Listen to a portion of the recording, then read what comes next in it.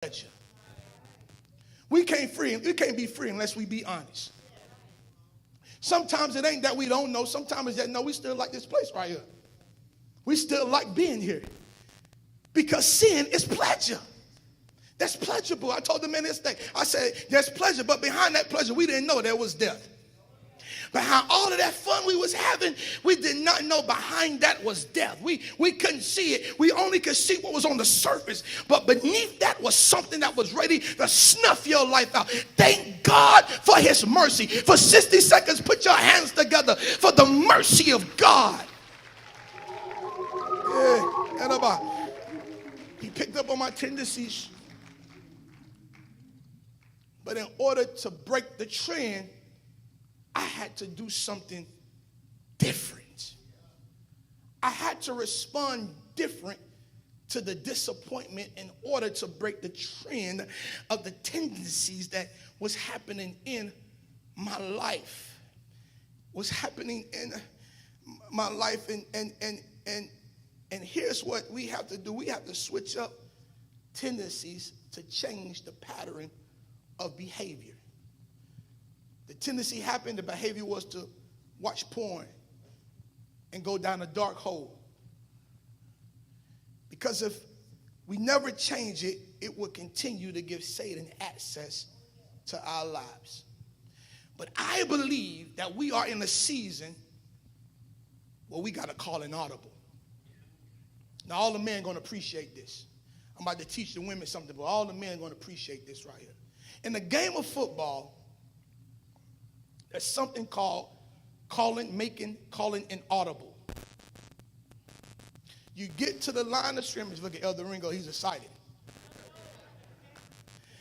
You get to the line of scrimmage, and the quarterback of the team looks at the defense. Lean in with me, we're going to learn something real quick. So the next time your husband's watching football, you'll know a little something.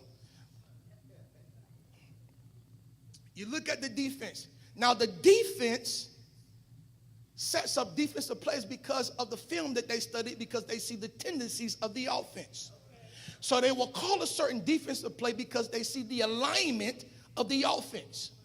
But a smart quarterback will get to the line of scrimmage, and when he sees the alignment of the defense, he will not continue to run the same play.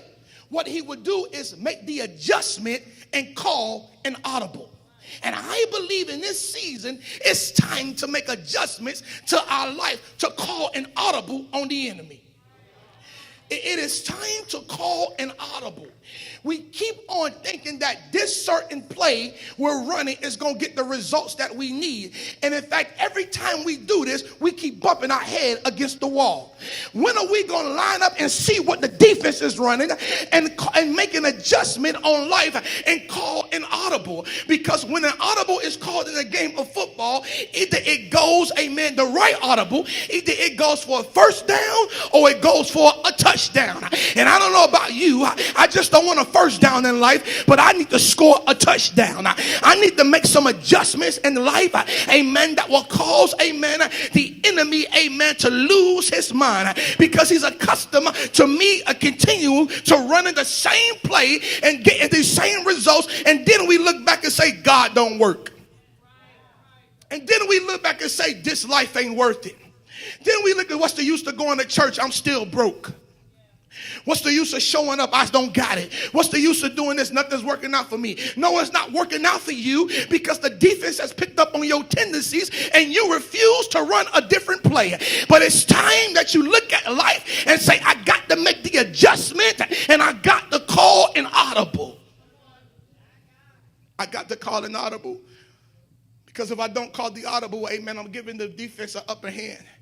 Amen. And the enemy, amen, he's bound to defend me, so I won't get to my destiny. But the devil is a liar. I see you for what you are. Amen. And I'm not going to continue to do the same thing, amen, that allows you to get the upper hand in my life. Amen. But not just for me, but I'm not calling the audible just for me. I'm calling the audible for everything that's connected to me. I got to make adjustments, amen, upon life. Something worked in one season doesn't mean it's going to work in this season. Now, there's some some things in life that you never have to change. But then you got to look at life and say, we got to make certain adjustments because this is not working. Amen. I was comfortable living, amen, in 3286 Aqueduct Drive. But I had to make the adjustment because the school that my son was at was not working. Being grown causes you to make sacrifices. I was comfortable. I hate moving. Y'all see how my face just went? I'm going to do it again for you. I hate moving. But because we had to call an audible in life in order to get my child in the right situation so he can excel in school and be great, I had to make an adjustment. When are we going to look at life and say, this is not working no more? Y'all don't want to go with me. This is not working no more. This is not working no more. And don't like it. Amen. It may work for you, but this is not working for me. This may work for you, but this is not working for us. What works for one don't work for the other. And I'm seeing God with it. I got to make the adjustment. I got to make the adjustment. David is on the run from Saul. I said all that to get to this part here. David is on the run from Saul. Amen. Saul has lost his mind, and now he's trying to kill David. How many know, amen, that there will be ones that are jealous because of what's on your life? Amen. He got jealous because of what was on David's life.